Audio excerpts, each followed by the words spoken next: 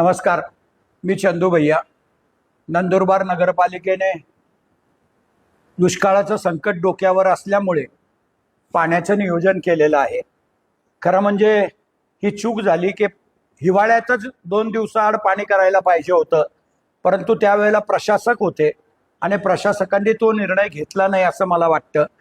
आज उशिरा का असेना, पण जर पावसाळा उशिरा सुरू झाला आणि जूनपर्यंत पाऊसच नाही पडला तर नंदुरबार शहराला भीषण टंचाई निर्माण होऊ शकते. म्हणून 10 मे पासून 2 दिवसाआड आपण पाणी देण्याचा निर्णय नंदुरबार नगरपालिकेने काल झालेल्या सर्वसाधारण सभेमध्ये जाहीर केलेला आहे.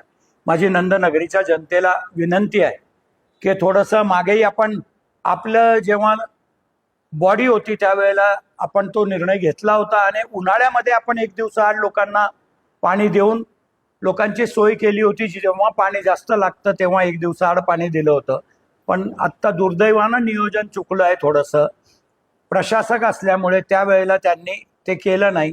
पण आत्ता 10 तारखेपासून 2 दिवसाआड पाणी देण्याचा आमचा प्रयत्न आहे. माझी विनंती आहे, धरणातून खालून पाणी येत आहे, आता शेवाळ आहे खाली धरणामध्ये, थोडं पिवळसर पाणी दिसतंय. माझी विनंती आहे, पाणी शुद्ध आहे, आम्ही चेक करतो आहोत, परंतु तुम्ही तरी सुद्धा पाणी गरम करून उकळून प्यावं. पाणी वाया जाणार नाही याची काळजी नंदनगरीच्या जनतेने घ्यावी. मेहरबानी करून गाड्या धूत घेऊ बसू नका, पाणी वाया घालवू नका. कारण जेवढं कमीत कमी पाणी आपण उचलणार तेवढ्याच जास्त दिवस आपल्याला पाणी पुरवठा होईल असं मला तरी वाटतं. विरोधी पक्षाने सुद्धा काही निर्णयांना नगरपालिकेचा विरोध केला आहे. त्यांनी विरोध केला म्हणजे तो ठराव नामंजूर केला पाहिजे असं नाही आहे. त्यांना विरोध करण्यासाठीच लोकांनी निवडून दिलंय आणि सत्ताधाऱ्यांना शहराच्या विकासाचे निर्णय घेण्यासाठीच त्यांना सत्ता दिलेली आहे. पण दुर्दैवानं विरोधक फक्त सांगतात की आम्ही विरोध केला म्हणजे तो रद्द करा. नाही, रद्द नाही होत. तुमच्या कामाचा आहे विरोध करणं. विरोधी पक्षनेता हा विरोधामध्येच बोंबा मारत असतो. आतापर्यंत जेवढे विरोधी पक्ष नेते होते महाराष्ट्राच्या राजकारणात सुद्धा त्यांचं हेच काम होतं आणि त्यांनी कायम सत्ताधाऱ्यांना विरोध केलाय. उदाहरण द्यायचं असेल तर आदरणीय देवेंद्रजी ज्या वेळेला विरोधी पक्ष नेता होते त्यावेळेला आमचे नेते विजयकुमार गावितच्या विरोधात असेंब्लीमध्ये भाषण द्यायचे. त्यांनी किती भ्रष्टाचार आदिवासी खात्यामध्ये केलेला आहे हे आहे. विनोद तावडे साहेबांनी विधान परिषदेमध्ये याचा उल्लेख केलेला आहे. परंतु ज्या वेळेला विजयकुमार गावित साहेब सत्तेमध्ये चालले गेले त्या वेळेपासून तो विषय बंद होऊन गेला. तर विरोधी पक्षाच्या नेत्याचं कामच असतं की कितीही चांगलं काम नगरपालिकेने केलं तरी त्याच्या विरोधामध्ये बोलणं. दुसरं, माझे मित्र ॲडव्होकेट चारुदत्त कळवणकर यांनी सुद्धा सांगितलंय की नगरपालिकेला विरचक धरणावर काम करायचा नैतिक अधिकार नाही. शासनाला अधिकार आहे, नगरपालिकेला नाही.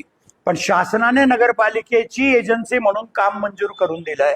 आणि चारू भाऊ, तुम्ही वकील आहात, आमच्याच कॉलेजमध्ये शिकलेले आहात, असं काही बी स्टेटमेंट तुम्ही केलं तर आमच्या कॉलेजची बी बदनामी होते असं मला वाटतं. त्याच्यामुळे तुम्ही ॲडव्होकेट आहात तर थोडंसं काळजीपूर्वक आपण बोललं पाहिजे. तुम्ही सांगितलं की का सफेद हत्ती पोचणार आहोत आपण विरचक प्रकल्पावर, पर्यटन स्थळ विकास केला तर मग ते सीबी गार्डन सारखं होईल, नाट्य मंदिरासारखं होईल. चारू भाऊ, तुम्हाला हे माहिती आहे का काय सीबी गार्डनला नंदुरबार नगरपालिकेचे पैसे लागलेले नाहीत, स्वतः डेव्हलपरचे पैसे आहेत. बीओटी वरती केलेलं आहे, 1 रुपया नंदुरबार नगरपालिकेचा लागलेला नाही. मग कसा हत्ती पोसून राहिलो आपण?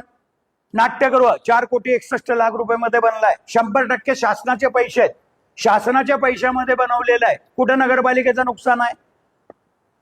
एक नक्की आहे की आम्ही पांढरा हत्ती पोसून राहिलो. ते जलतरण तलाव, त्याला फक्त 90 लाख रुपये दिले शासनाने आणि आम्ही 2.5 कोटीचा जलतरण तलाव पूर्ण केला.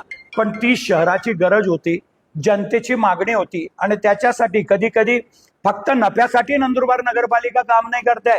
नंदुरबार नगरपालिकेला सेवा देण्याचं कर्तव्य आहे नंदुरबार नगरपालिकेच्या शहराच्या जनतेला.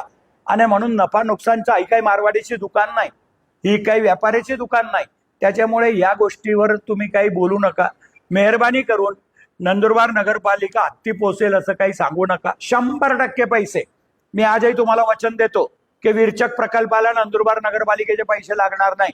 शासनाच्या पैशावरच मी बनवेल आणि त्या दिवशी नंदुरबारची लोक जेव्हा तिथे येतील बघायला तेव्हा तुम्ही बी याल, मग तुम्हालाही पैसे भरावे लागतील. 50-100 रुपये जे बी काही तिकीट त्यावेळेला नगरपालिका ठरवेल त्या तिकिटातूनच त्याचं मेंटेनन्स केलं जाईल. आपलं बी त्यावेळेला स्वागत राहील.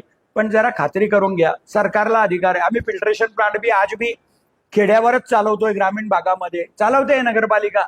नगरपालिकेचं पंपिंग स्टेशन आहे, सरकार आहे, सरकार ठरवतं. आमच्या नगरपालिका हद्दीतली कामं तुम्ही सार्वजनिक बांधकाम विभागाला दिली, 4 महिन्यामध्ये भितडं पडून गेलं, तरी ते काम तुम्ही केलं.